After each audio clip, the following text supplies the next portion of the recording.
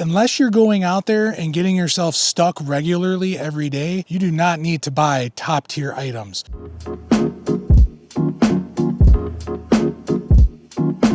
If you watch enough YouTube, you'd think you need a $3,000 recovery kit just to go out and drive a forest road. Well, I don't believe that. So today I'm breaking down the recovery gear I actually own, why I have it, and when exactly I think it's useful. All right, well, you may notice the table is empty. Why? Because the first thing I want to talk about is actually gloves. This is often overlooked for a lot of people. You want to protect your hands. You're going to be grabbing either synthetic ropes, wire ropes, stuff off the road, who knows what, and you should always have a good pair of gloves. Now, these Red Wings, I've had these for a long time. They are semi-cold weather gloves. I think they're good down to like 20 degrees, but they're also a decent work glove. I mean, I've had these for the better part of probably 15 years and they're still holding tough. So get yourself a good pair of gloves. All right, so the next thing I want to talk about is traction boards. They're going to be your first line of defense to try and get you unstuck before you're pulling winch lines, ropes, and all of that stuff. We have the Rhino USA traction boards. There are much more expensive options out there, but we went mid-tier because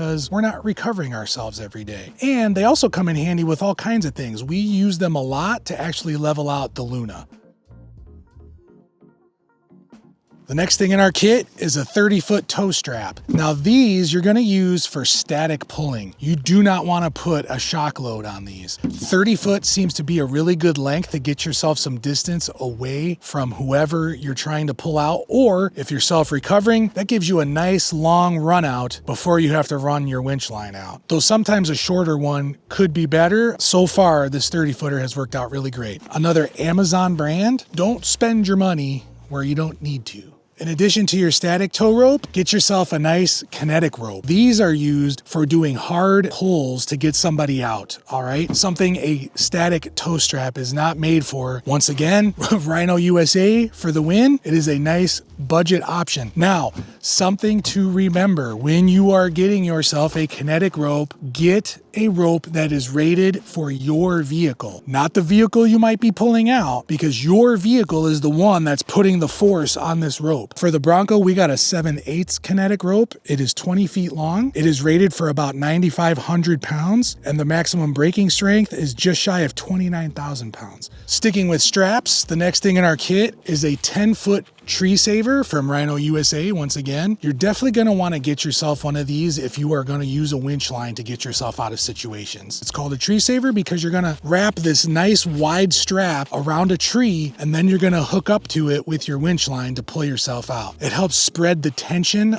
on the tree bark and hopefully not damage the tree. So please don't run something like your winch line around a tree. Make sure you get yourself a tree saver. All right, still kind of with the strap category, we have soft shackles. I have various brands that kind of came in different kits. Soft shackles are great for getting into tight places where you can't necessarily get a bow shackle into. They're very strong. They even come with these nice protective sleeves to help guard against chafing and rubbing, especially if you're wrapping it around a shackle or a metal recovery point on your vehicle. Do yourself a favor and get yourself a few of these. I'd recommend 4 to 6 of them and add them to your kit. In addition to your soft shackles, get yourself a couple of regular bow shackles, or some people call them D-ring shackles. We have a couple that live right on the front bumper of the Bronco. These are great for somewhere where you need to put one of these, something that a soft shackle is just not going to go around or get easily torn. Perfect use case for a bow shackle. All right, the next thing to consider, a lot of people call them a donut. This is another form of a snatch block, especially useful with synthetic winch lines and soft shackles. I have used this several times and it has saved my butt, especially when we were going down a forest road and had to turn the Luna around on a tight forest road, and we had to disconnect, turn the Bronco around, and use the winch to turn the Luna around on the road. When you're getting one of these, make sure the inside is rounded out, because then with it being rounded on the inside, not only does it protect if you're using a soft shackle like this and running the winch line through the groove, or you can run your winch line through the center of the donut too, as long as it's nice and rounded. It won't cause a lot of friction. You'll see people out there saying these are no good. They do cause too much friction. I have used this several times with no issue. I've noticed no ill effects on my winch line. On the soft shackles that have been holding it, get yourself a snatch block rated for whatever type of recovery gear you're using. These are great for synthetic, but if you have a wire winch rope, then get yourself a more more traditional snatch block that's metal. And then again, that's where some of your bow shackles come into effect. They'll help hold your snatch block while you run your winch line through them. All right, so one of the main players in our kit, the Rough Country Hidden Winch. It is a 12,000 pound winch because we figured between the Bronco and the Luna, we wanted to make sure that we had plenty of space there to pull us out of anything that we need. Rough Country, not top tier, but guess what? It's worked every time we've needed it. I've heard some people express concern with how low it is mounted on the Bronco and it getting wet. We've gone through all kinds of puddles, rain, snow, everything, and it has still worked every time we needed it to. All right.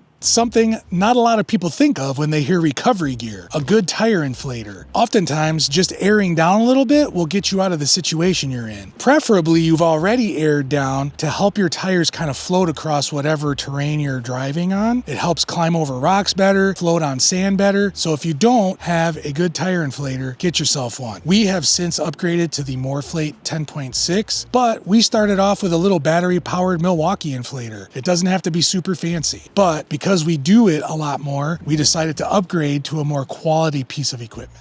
And just one little honorable mention that I wanted to throw in here.